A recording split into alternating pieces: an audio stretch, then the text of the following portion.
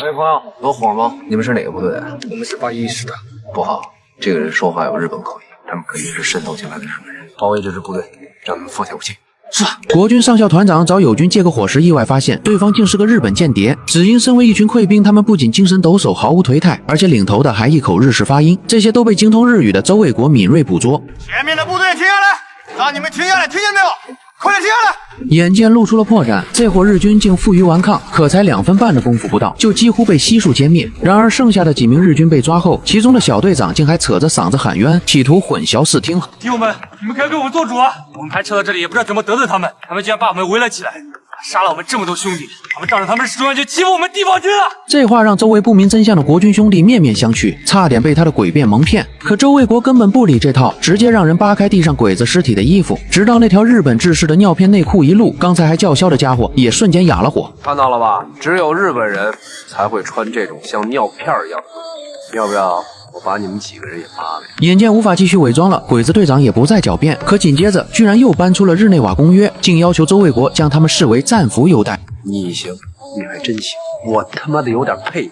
周衛國的嘲諷裡滿是不屑，心底更生出荒謬感。換作普通軍官或許會被忽悠，但他身為復旦學霸，黃埔畢業，精通三國外語且留德歸來的高材生，這點小伎倆根本不夠看。他對公約的熟悉度遠超鬼子，心底的底氣源於學識，更源於對鬼子雙重標準的深刻認知。在1929年的日內瓦公約中，明確規定合法交戰者需具備固定可辨識標誌、公開協械、遵守戰爭法規等條件，方能享受完整戰俘待遇。可這群鬼子卻穿國軍軍裝滲透進來，在戰爭法中本就是間諜，根本沒資格談優待。更諷刺的是，日本政府雖簽署了這份公約，卻被其軍部及內閣以違反武士道拒絕批准。因此他們自己都不承認的公約，其軍人又有什麼資格來要求戰俘待遇呢？像你們這樣的該叫什麼？間諜。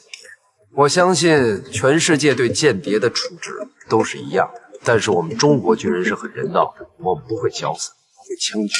周衛國有理有據，語氣堅定，毫無猶豫，直接擊穿了鬼子的心理防線。因為他深知對付頑固間諜，唯有強硬才能打破其心理壁壘，逼其吐實。而鬼子最終也交代了其身份與行動目的，他們是一群日軍大陸挺進隊的成員，也就是日本陸軍中野學校培養的幽靈間諜。這支部隊訓練十分變態，不僅盡說日語，而且要求在中國潛伏3個月，甚至還有排泄物鑑定課，妄圖全方位模仿中國兵。可他們終究忘了，潰兵眼裡的恐懼和迷茫，是再嚴苛的訓練也練不出來的，這也是他們暴露的核心破綻。而這一切的背後，都是1937年淞滬會戰的慘敗。此戰70萬國軍被日軍9個師團擊潰，防線崩了，建制散了，到處都是潰兵和難民。因此日軍才趁機派出多支滲透部隊，妄圖混進南京收集情報，制造混亂，用心極其陰險。但周衛國拿到情報後，卻沒有讓士兵泄憤殺人，反而下令將他們押送至軍情處。兄弟們，給司機加油，保重！士兵們氣得直要動手泄憤，可卻被周衛國制止了。但這並不是他心軟，而是頂級戰略思維。因為這幾個小鬼子無關緊要，其背後的諜報網才是南京安全的最大隱患。這張網藏着更多潛伏間諜，還牽扯中野學校培訓體系、大陸挺進隊聯絡線，甚至可能勾結漢奸。放任泄憤只會打草驚蛇。措施揪出整個間諜網絡，切斷日軍情報來源的機會，給南京保衛戰埋下隱患。有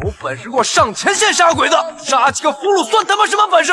看看你們這點出息！今天遇到這幫鬼子是咱們的運氣，像這樣的部隊有多少，我們什麼都不知道。現在當務之急就是把他們送到軍情處，誰他媽要敢攔着，我容不得他！這句話盡顯周衛國的遠見。而處置完間諜後，周衛國帶隊準備繼續向蘇州進發，可半路上卻突然接到命令，要求他們改道去南京休整。但就在這時，前方隊伍突然停了下來，原來一群蘇州富商正在路邊靠軍，而領頭的老先生氣度不凡，不僅湊了大批物資，還給士氣低迷的士兵鼓氣。不就是打了敗仗了，不就是撤退了？你們在上海流的血，中國的百姓是不会忘記的。一時的失利，那算不了什麼。只要你們好好的打鬼子，只要我們萬眾一心，鬼子遲早會被我們趕出中國的。然而當周衛國定睛一看，卻當場愣住了。原來此人竟是他2年多沒見的父親周繼先。震驚之餘，他心底湧上複雜情緒，有久別重逢的詫異，有對父親險境的擔憂，更有對父親風骨的敬佩。而這個周繼先絕非普通商人，在劇中他可是同盟會第一批成員，國民黨元老，更是黃埔軍校教育長張治中的前輩。但這位元老級父親卻從來沒給兒子走過後門，反而寫信給張治中，要求對他嚴加管教，不合格就開除。這份不徇私情早已深深影響着周衛國。如今國難戰當頭，周繼先本可攜家財避往後方，卻選擇散盡家產買物資，親赴前線靠軍。因為他心底裝的從不是個人安危財富，而是家國大義，這份風骨才是真正的中國人底色。為父在這兒等了你這麼多天，終於把你等到，把這個交給你，我也就沒什麼遺憾。周繼先給兒子的手帕上有“倭寇除盡日，我兒還家時10個血字，字字千鈞。雖然望着2年未見的兒子，滿眼都是心疼，但他這份心疼裡藏着的更多，還是對兒子的期盼與趨寇的決絕。兒啊，一定要記住，個人得失榮辱，對着國家利益那是微不足道。記住，倭寇趨盡日，我兒還家時。走。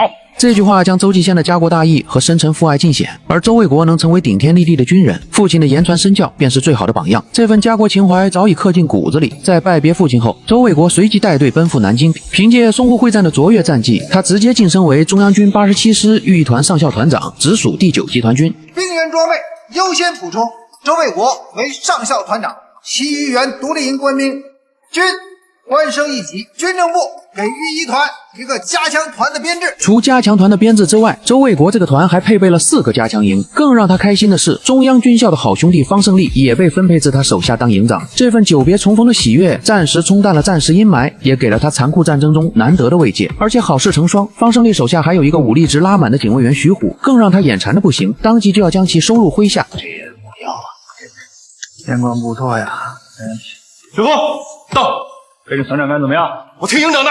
周衛國素來惜才愛兵，他一眼看中了徐虎的勇猛果敢，這既是他帶兵用人的魄力，也為後續作戰埋下了可靠的戰力根基。而經此整編，周衛國的部隊兵強馬壯，奉命駐守南京栖霞山防線，為保衛南京築牢屏障。可命運的殘酷與時代的撕裂，很快擺在了他面前。讓周衛國萬萬沒想到的是，他在德國柏林軍校結識的摯友竹下俊，竟也隨軍抵達南京外圍，即將率部攻城。這既是軍人使命與私人情感的尖銳撕裂，更是戰爭年代立場對立下的必然結果。而從識破間諜的冷靜果決，到與父親並肩守土的赤誠，再到與曾經的摯友對立的堅定，亂世之中，個人的悲歡終究要讓位於家國大義。周衛國的每一步抉擇，都是軍人的使命擔當，更是中華兒女在戰火中不屈的脊梁。不過，這場南京保衛戰裡，最讓周衛國痛徹心扉的，莫過於心愛之人蕭雅的離去。那麼，他又該如何直面這一切呢？我是阿莎，我們下集接着講。